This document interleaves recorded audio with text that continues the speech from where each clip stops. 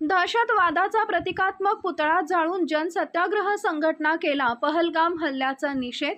काश्मीरमधील पहलगाम इथं झालेल्या दहशतवादी हल्ल्यात निष्पाप नागरिकांचा बळी गेल्यानंतर जनसत्याग्रह संघटनेनं अकोला शहरातील बसस्थानक परिसरातील चौकात दहशतवादाचा प्रतिकात्मक पुतळा जाळून दहशतवाद मुर्दाबादच्या घोषणा देत जोरदार निदर्शने केली.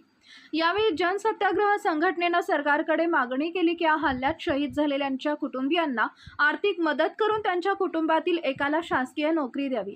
हल्ल्यानंतर कोणताही अतिरेकी पकडला न जाणं ही सुरक्षा यंत्रणांची गंभीर चूक असून त्याची उच्चस्तरीय चौकशी करावी. दहशतवादाचा कोणताही धर्म नसतो, परंतु काही लोक जाणीवपूर्वक इस्लाम धर्माशी दहशतवाद्याला जोडण्याचा प्रयत्न करत आहेत. पण इस्लाम हा शांतता आणि सौहार्दतेचा धर्म आहे असं संघटनेच्या पदाधिकाऱ्यांनी यावेळी म्हटले. या आंदोलनाचे नेतृत्व आसिफ अहमद खान यांनी केले. फिरोज खान, जावेद पठाण, हाफिज नाझिम, मोहम्मद रिजवान, शेख आसिफ महमूद पठाण, उमर फारूक, मोहम्मद शोएब, नुमान खान, शेख करीम कुरेशी, शेख शाहिद कुरेशी, मोहम्मद असलम, याक खान आदी कार्यकर्ते उपस्थित होते.